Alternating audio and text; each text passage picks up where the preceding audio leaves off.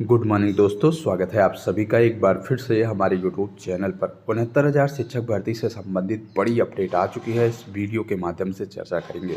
जहां तक सूचना है कि 69,000 शिक्षक भर्ती के आरक्षण मामले की सुनवाई 19 नवंबर के बजाय अब 20 नवंबर को होने जा रही है।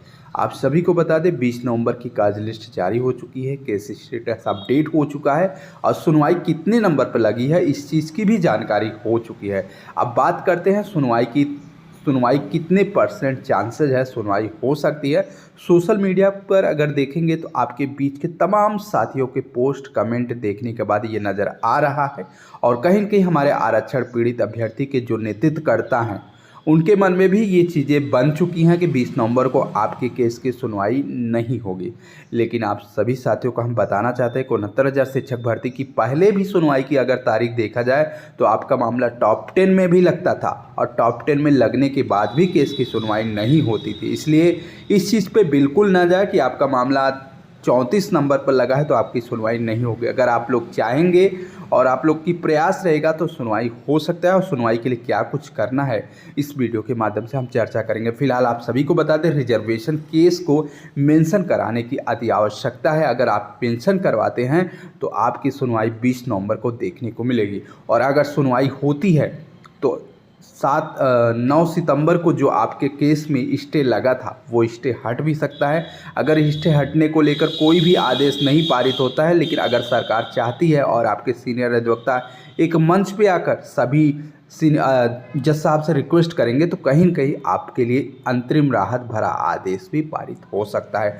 सभी एडवोकेट की क्या तैयारी है इस केस को लेकर उसकी भी हम चर्चा करेंगे और आपको ये भी बता दें कि 69,000 शिक्षक भर्ती का मामला कब तक रिजर्व हो सकता है, क्या मार्च 2025 तक आपको नौकरी मिल सकती है। इस सभी मुद्दे पर हम आज चर्चा करेंगे और विस्तृत रूप से आप सबको बताएंगे कि 69,000 शिक्षक भर्ती में आखिर कब तक आप सभी को न्याय मिल सकता है। फिलहाल 20 नवंबर की सुनवाई को लेकर हम चर्चा करें तो आपको बता दें कि 20 नवंबर को रवि सक्सेना की अपील पर सुनवाई होने जा रही है। केस स्टेटस अपडेट हो चुका है और आप देख सकते हैं केस स्टेटस 38,554/2024 जिसकी एसएलपी संख्या है 031,273 और जिसकी सुनवाई की तारीख है 20 नवंबर 2024। हॉनेबल जस्टिस दीपांकर दत्ता और जस्टिस प्रशांत कुमार मिश्रा के बेंच में कोर्ट नंबर 16 में सीरियल नंबर 34 पर आपके मामले की सुनवाई की तारीख निश्चित हो चुकी है। आप सभी को बता दें पिछले 12 नवंबर को आपका केस जस्टिस दीपांकर दत्ता और प्रशांत कुमार मिश्रा के बेंच में सीरियल नंबर 48 पर लगा हुआ था, लेकिन आप सभी को बता दें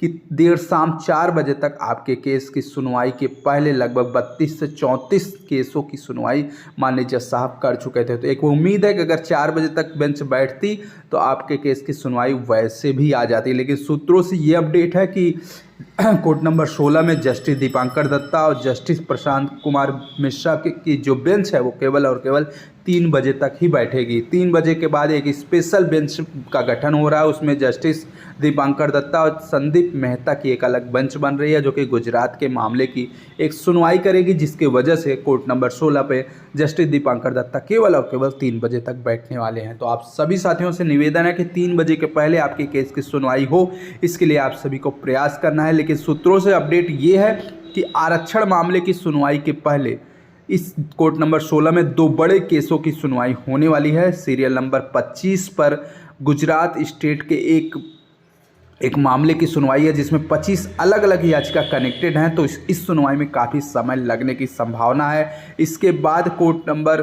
16 में ही सीरियल नंबर 32 पर इलाहाबाद यूनिवर्सिटी का एक मामला है जिसमें पिछले डेट 12 नवंबर को लगभग 1 घंटे से अधिक की सुनवाई हुई थी। तो ये दोनों बड़े केस आरक्षण मामले की सुनवाई के पहले लगे हुए हैं। आप सभी को बता दें आरक्षण मामला कोर्ट नंबर 16 में सीरियल नंबर 34 पर लगा हुआ है और सीरियल नंबर 25 और सीरियल नंबर 32 पर 2 बड़े बड़े केसों की सुनवाई होने वाली है। अगर सुबह ही केसों की सुनवाई में सीरियल नंबर 25 तक आपका मामला निस्तारित हो जाता है तो लंच के बाद 32 नंबर का जो केस है पूरा 1 घंटे का समय ले सकता है। इसलिए आप सभी पीड़ित साथियों से निवेदन है कि अगर आप चाहते हैं कि आपके केस की सुनवाई 20 नवंबर को हो जाए तो सभी अधिवक्ता को प्रयास करना होगा, केस को मेंशन कराना होगा और जज साहब से रिक्वेस्ट करना होगा कि ये 4 साल से पीड़ित अभ्यर्थी हैं, पूर्व सीजे ने इस मामले पर नोटिस जारी करते हुए सभी पक्षकारों से 7 पेज का सबमिशन मांगा था और इस केस में अर्जेंसी लगाकर रिक्वेस्ट करेंगे तो आपके मामले की सुनवाई 20 नवंबर को होगी। और एक बार आपके केस की सुनवाई शुरू हो गई साथियों तो आपका मामला पार्ट हर्ड कर दिया जाएगा और पार्ट हर्ड होने के साथ साथ आपके केस में यही जज साहब मामले को निस्तारित करेंगे और पूरी उम्मीद रहेगी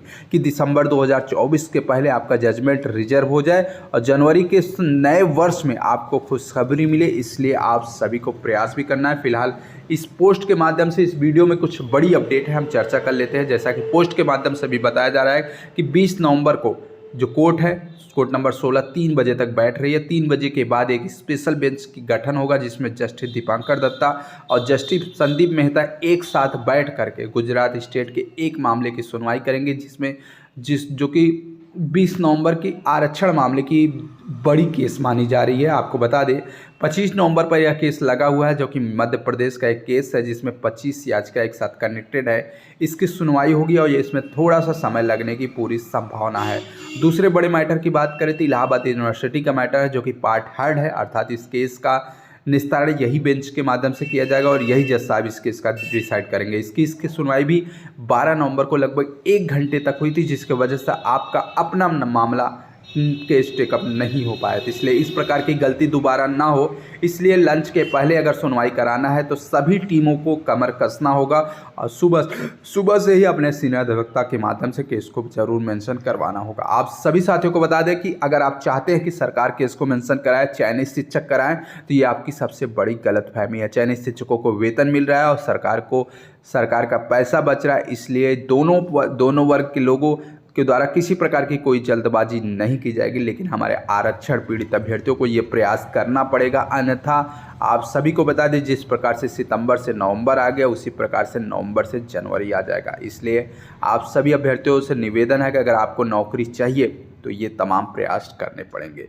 फिलहाल आप देख सकते हैं पोस्ट के माध्यम से अभ्यर्थी जानकारी भी दे रहे हैं कि सभी अगुवाकारी इस प्रकार का प्रयास करें और सभी पीड़ित साथियों तक भी ये सूचना पहुंचाई जा रही है कि हमारे आरक्षण पीड़ित अभ्यर्थी इस केस के प्रति कितने गंभीर हैं। पोस्ट के माध्यम से एक साथी ने जानकारी दी है कि सभी टीमों के जो अगुवाकार हैं उनसे अनुरोध है कि सभी अपने सीनियर एडवोकेट के माध्यम से केस को सुबह मेंशन जरूर कराएं। चूँकि पूर्व सीजे सर ने इसे टॉप 10 में लगाने का आदेश दिया था, टॉप 2 में लगाने का आदेश दिया था, लेकिन और 7 पेज का सबमिशन बनाने की भी बात कही थी। इसलिए मैटर में अर्जेंसी दिखाकर सभी अधिवक्ता एक साथ केस को मेंशन जरूर कराएं जिससे कि लंच के पहले आपका मामला टेकअप हो सके।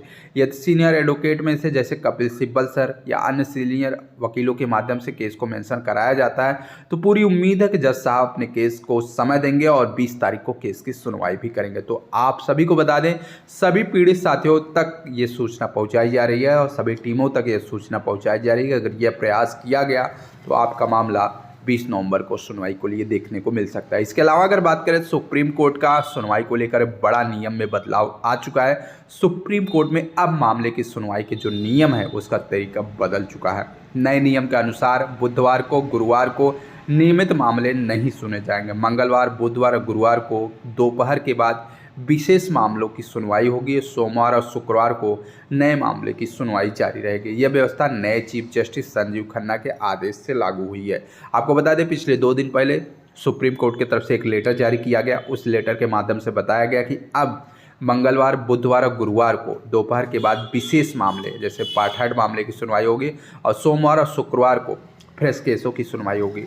और साथ ही साथ अगर बात करें तो बुधवार और गुरुवार को नियमित मामले नहीं सुने जाएंगे, यानी कि आपका जो मामला है वो बुधवार को लगा है और बुधवार को फ्रेश केस नहीं सुने जाएंगे। नए चीफ जस्टिस ने ये नियम लागू कर दिया है।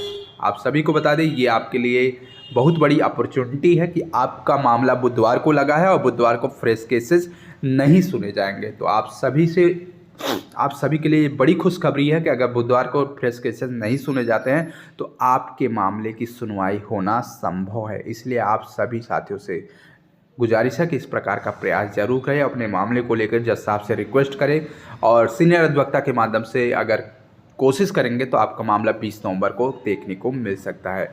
इसके अलावा आपको बता दें कि केस मेंशन कराने को लेकर सोशल मीडिया पर एक पोस्ट वायरल किया गया जिसमें बताया गया है कि अगर आपके मामले को भी अगर केस मेंशन कराया जाता है तो इस प्रकार के लिस्ट में आपका भी मामला लिस्टेड होते हुए देखने को मिल सकता है। तो आप सभी को बता दें, इस बार हमारे आरक्षण पीड़ित अभ्यर्थी इस केस के प्रति काफ़ी गंभीर हैं। देखना यह है कि 20 नवंबर की सुनवाई में अगर केस की सुनवाई होती है तो ये कहीं न कहीं हमारे नेतृत्वकर्ता के गंभीरता का परिणाम होगा, और अगर 20 नवंबर को सुनवाई नहीं होती है तो आप लोग ये समझ लीजिएगा कि आपके नेतृत्वकर्ता की ही लापरवाही है कि जो आपका केस टेकअप नहीं हो पा रहा, आपके केस की सुनवाई नहीं हो पा रही। 12 नवंबर को भी यही हाल था। अगर सभी पीड़ित साथियों ने केस को मेंशन कराया होता तो 12 नवंबर को 10 मिनट के ही सही, लेकिन आपके केस की सुनवाई होती और जज साहब तक ये सूचना पहुंचती कि ये केस कितना गंभीर है, और जज साहब इस बार केस को टॉप 2 में लगाने का निवेदन करते, और कहीं न कहीं टॉप 10 में आपका केस लगता तो आपके केस की सुनवाई भी निश्चित होती और आप सभी को इस प्रकार का परेशानी भी नहीं होना पड़ता। आप सभी को बता दें कि 20 नवंबर की सुनवाई को लेकर जहां पर तस्वीरें सोशल मीडिया पर वायरल हैं, आयोग टीम की तरफ से नीरज कौल जो कि सीनियर अधिवक्ता माने जाते हैं, उनको सुप्रीम कोर्ट की 20 नवंबर की सुनवाई में उपस्थित कराने के लिए सीनियर अधिवक्ता की ब्रीफिंग का जो कार्य है वो शुरू हो चुका है। आप तस्वीरों के माध्यम से देख सकते हैं कि 20 नवंबर को सीनियर अधिवक्ता कोर्ट रूम में उपस्थित रहेंगे और अपने केस को मेंशन कराते हुए सुनवाई भी कराएंगे। इस प्रकार की कोशिश भी की जा रही है। इसके अलावा अगर हम बात करें तो आयोग टीम की तरफ से भी सूचना दे दी जा रही है कि जो इलाहाबाद हाईकोर्ट के पूर्व जस्टिस हैं श्री सखाराम यादव जी, ये भी सुप्रीम कोर्ट की 20 नवंबर की सुनवाई में उपस्थित रहेंगे, केस को मेंशन कराएंगे और केस में बहस करने की भी पूरी उम्मीद बरकरार है। फिलहाल देखना यह है कि कितना सच है इन सभी पोस्टों में। लेकिन इसके अलावा अगर बात करें तो पिछले कई दिनों पहले आपको वीडियो के माध्यम से अपडेट भी किया गया था कि आजमगढ़ में सपा कार्यालय पे जो धरना प्रदर्शन किया गया था, उस धरना प्रदर्शन का सफल परिणाम है कि कपिल सिब्बल जी आपके मामले में लगातार हायर हो रहे हैं और कहीं न कहीं इस बार वो केस को मेंशन भी कराएंगे और केस में बहस करने का प्रयास भी करेंगे। तो इसके अलावा अगर हम बात करें तो आप सभी को बता दें, कपिल सिब्बल जी सुमित यादव की टीम और भास्कर यादव के सहयोगी टीम के माध्यम से ही हायर हो रहे हैं और ये पूरा प्रयास करेंगे कि केस का निस्तारण केवल 10 मिनट के अंदर करा दिया जाए। इसके अलावा अगर हम बात करें तो आप सभी को बता दें, विजय यादव टीम की तरफ से PS पटवालिया और अमरेन टीम की तरफ से मीनाक्षी अरोड़ा भी कोर्ट रूम में उपस्थित रहेंगी। बाकी अन्य टीमों की तरफ से जो भी जूनियर अधिवक्ता हैं वो भी कोर्ट रूम में उपस्थित रहेंगे और पूरा प्रयास है कि 20 नवंबर को आपका केस टेकअप हो और आपके मामले की सुनवाई हो। बाकी सभी अधिवक्ताओं का प्रयास है कि 20 नवंबर को अंतरिम राहत लेते हुए 6800 से अधिक जो अभ्यर्थी पीड़ित है, भविष्य में जो लिस्ट तैयार करेगी सरकार या सरकार लिखित सबमिशन के माध्यम से जो लिस्ट बनाई होगी, उसके आधार पर जो भी अभ्यर्थी डबल बेंच के आदेश पर नियुक्ति पाने के हकदार हैं उनकी नियुक्ति को लेकर अंतरिम आदेश पारित हो, इसके लिए पूरा प्रयास भी किया जा रहा है। तो देखना यह है कि 20 नवंबर को क्या कुछ हो सकता है, हमारे नेतृत्वकर्ताओं के माध्यम से क्या कुछ प्रयास किया जा रहा है। बाकी 20 नवंबर की सुनवाई की अगर बात करें तो कोड नंबर 16 में सीरियल नंबर 34 पर आपका मामला लगा हुआ है और सीरियल नंबर 34 के पहले 2 बड़े केसों की सुनवाई होने वाली है। लंच के पहले केस की सुनवाई के लिए हमारे नेतृत्वकर्ता पूरी तरह से कमर कस चुके हैं। तो देखना यह है कि 20 नवंबर को सुनवाई के लिए क्या कुछ होता है। ये चीज़ें 20 नवंबर को आप सभी को देखने को मिलेगी। फिलहाल जो भी अपडेट रहेगी चैनल के माध्यम से अपडेट करते रहेंगे। बाकी आर्डर रिजर्व कराने का पूरा प्रयास है कि दिसंबर 2024 तक आपका आर्डर रिजर्व हो जाए, जिससे कि नए वर्ष में आप सभी साथियों को खुशखबरी मिले और अपने अपने विद्यालय में जाने का जो सौभाग्य है वो आप सभी को प्राप्त हो। फिलहाल जो भी अपडेट होगी समय समय पर अपडेट करते रहेंगे। फिलहाल चैनल को सब्सक्राइब करते हुए वीडियो को शेयर कर दीजिएगा। धन्यवाद।